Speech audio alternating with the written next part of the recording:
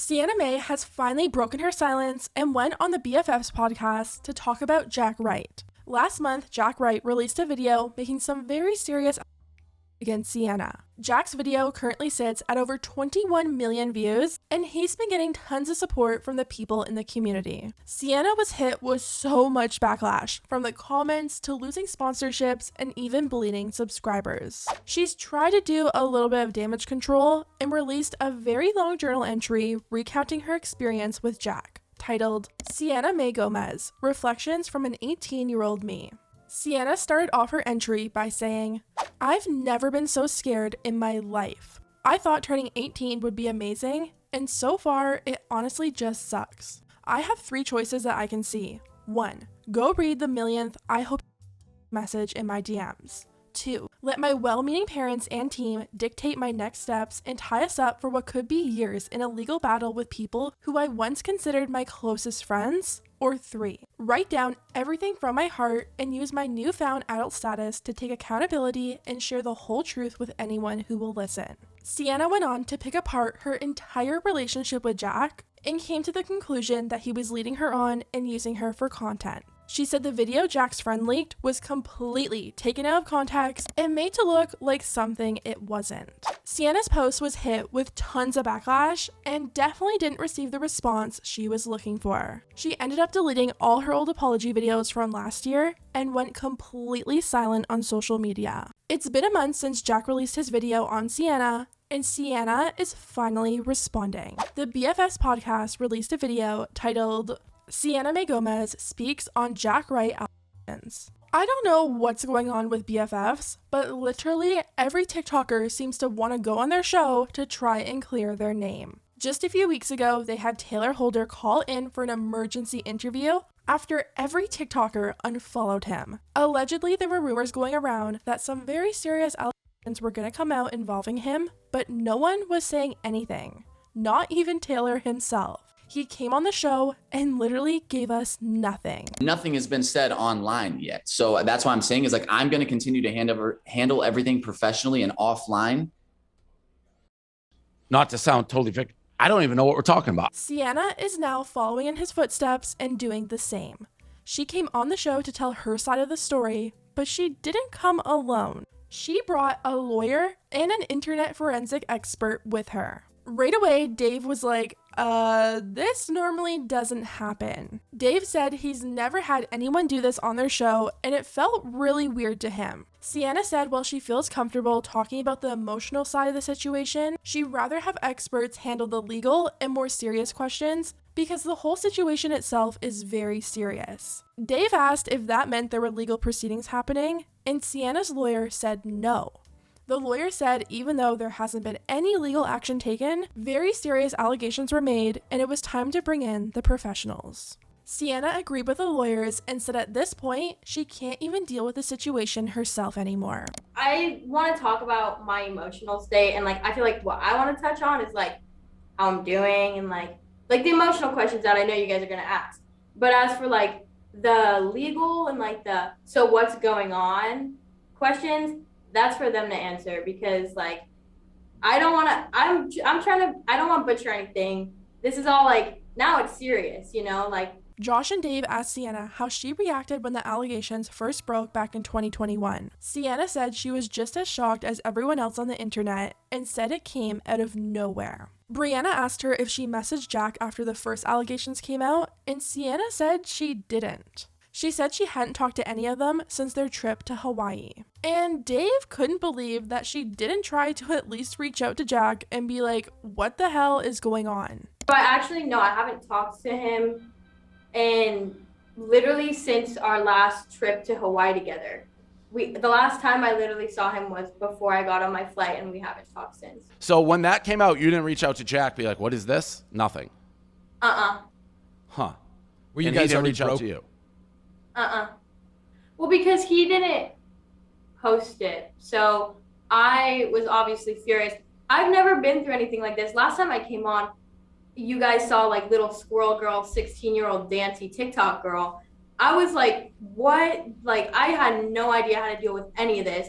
Dave asked her if there were any signs during their time together that the relationship was crumbling. Sienna explained that she really loved Jack, but they weren't ever officially together. She said Jack was loving it because the relationship was like a business transaction to him.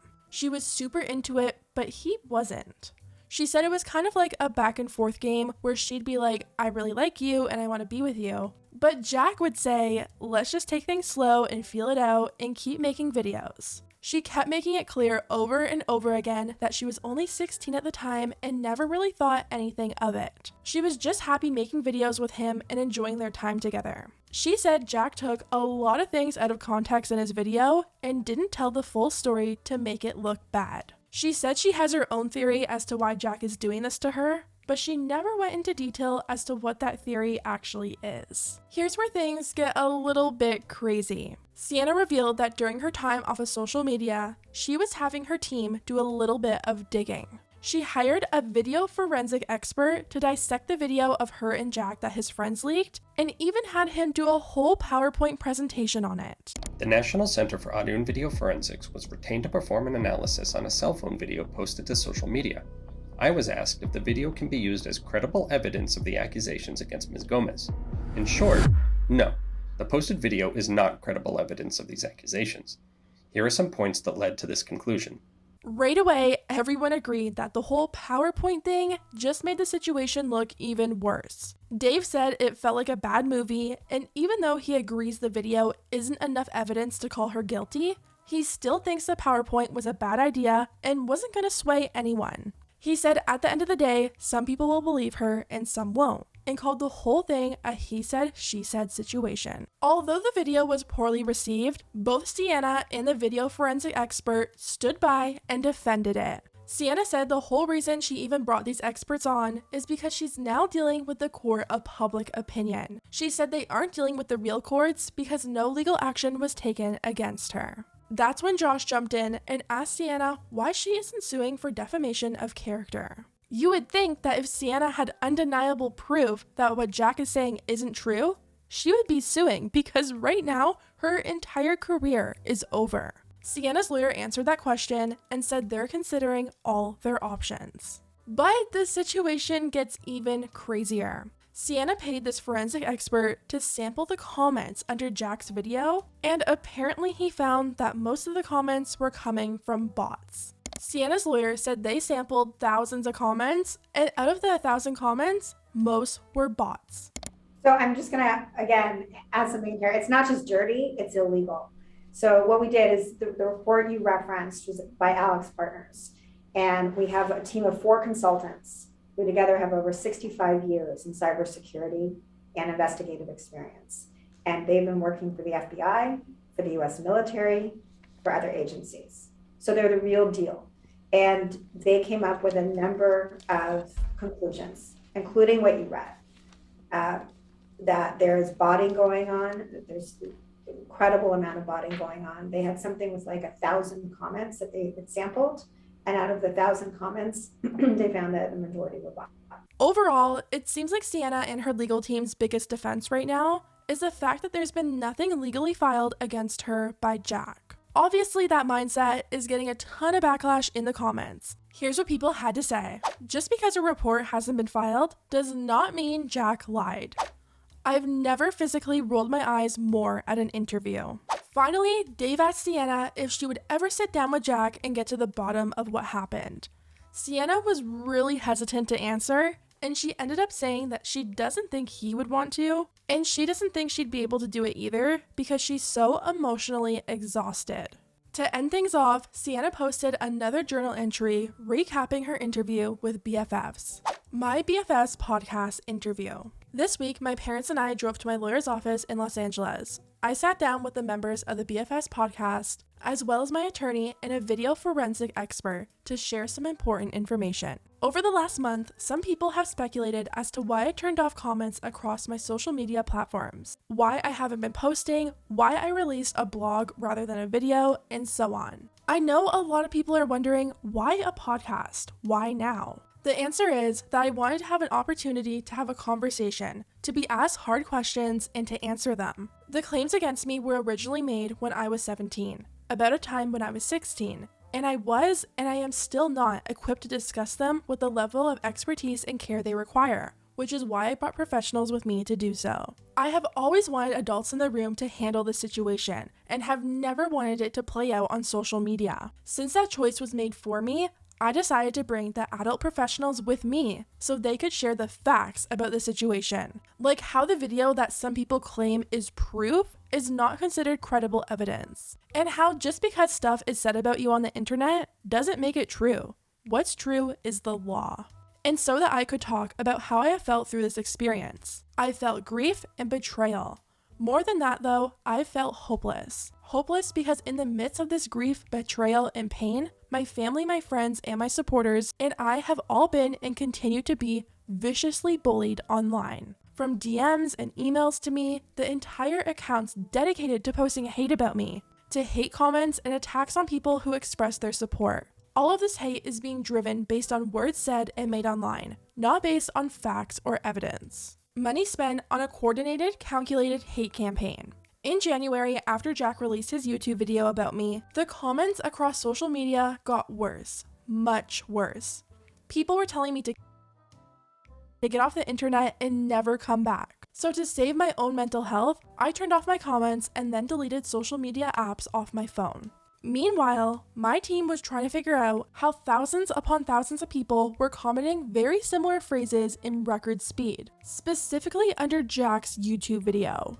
A team from the prestigious Elix partners who have more than 60 years of combined cybersecurity, technology, and investigative experience with the FBI, US military, and other government agencies, as well as the private sector, looked into how so many new accounts were popping up at insane speeds and all commenting the same hateful things about me under one video. What they found was both clarifying and scary. They found that a bot is engaging in a malicious social media campaign against me, and that someone paid money to attach what is called a master bot to me to sway public opinion about my character using triggering words. What this means is that anytime content is posted by me or about me, this master bot not only knows, but dispatches a high volume of bots that are pre-programmed with hate messages to engage in the comments as if they're real people. Oh, and create new fake accounts to comment hate. As an example, if you're looking at comments on the BFF's YouTube podcast with me, I'm sure you'll see a ton of hate driven by paid bots. Of more than 1,100 randomly sampled comments on Jack's video, Elix partners found the average time that these accounts were being created and then commented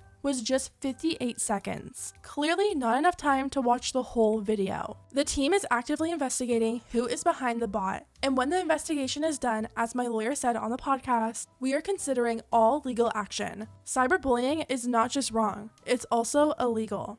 Reminder, the internet is not real. As an 18-year-old girl who originally started sharing online as a way to make people laugh and to feel less alone myself, I'm sad that the internet can be manipulated this way. And I've realized for the first time that this isn't just some kids online being haters any longer. It's much darker than that. What has this taught me? First and foremost, the internet is not real. It is troubling that social media can so easily be used to create and fuel narratives by fake accounts and fake comments. It's like a snowball. The bots roll in and post the same hateful comments over and over, and herd mentality kicks in. People see how others are reacting and adopt those opinions too. Where they think they are finding community, people are actually being exploited. In this case, at my expense. Another thing I learned is how powerful a kind word can be. To everyone who has sent messages, emails, etc., letting me know that you're with me and miss me, thank you. In a dark sea of and really terrible correspondence, your kindness has been the light we needed to push forward to find the truth. After filming the podcast, my parents and I walked across the street to grab a smoothie. The three of us could feel something staring at us, and my mom started getting nervous when she saw a girl in her early 20s moving towards us. Normally, all of us would be excited to talk to someone who recognized me, but with everything going on, we didn't know what to expect. We were all relieved when she asked me if she could give me a hug. Her name is Jolene, and she was so kind. She told me she and her friends were with me, missed me, and appreciated the way that I make them all feel more comfortable in their bodies and in their own skin. She also reminded me that I had people in my corner and that in the end, I would only be stronger. Jolene, if you're reading this, I want to thank you for taking the time to be kind to me. You reminded me of why I started creating in the first place and why I will continue to do so. When I'm ready, I will return to social media when I'm ready. Instead of continuing to address the situation or the people who have chosen to bully me in someone else's name, I'm filling myself up in real life with people and places that are important to me on a spiritual and emotional level. I want to eventually go back online for people like Jolene, who want to be gracious to each other and make themselves better, because that's all I want to do too. When I do return, online bullying of me or people in my comments won't be tolerated. I will not be ashamed of moderating my content in the name of creating a safe space for myself and others, nor will I shy away from removing people and bots who want to air their hate on my pages. If you're an online bully and an actual person versus a bot, I want to challenge you to think critically about what you're saying. Does it change anything for the better? Are you forming this opinion based on what someone else is saying, or based on facts and evidence? Are you hating just because other people are? Does it make you feel better? If you're being bullied online, I want to encourage you to remember that in real life, you have people who love you, accept you, and cherish you. And real life is way more important than anything online. The internet is a weird and twisted place, and sometimes people gang up against a shared enemy to feel less alone, even if that enemy isn't really an enemy at all. Get outside in nature, spend time with people you love, and breathe. There's no sense in caring about keyboard warriors, real or paid for, who likely don't know the real you. Cyberbullying has become a very real, almost normalized thing today, and is just so wrong. From the death of our 2019 Miss USA, Chesley Christ, to the bot report about hate campaigns against Meghan Markle, to the defamation lawsuit just won by Cardi B against a YouTuber for cyberbullying her, we have to wake up to what's really happening online. After being on the receiving end of some of the most horrific hate over a situation brought solely to the internet, I just want to help others. I'm figuring out the best way to do that, and I will keep you posted. Until then, I encourage you to lead with love and kindness. Sienna's interview has only been up for a few hours, and the feedback isn't much different from before. A lot of people actually want BFFs to bring Jack on and give him a chance to respond to Sienna's interview and her lawyers. Anyways, guys, let me know what you think about everything down below, and I'll see you next time.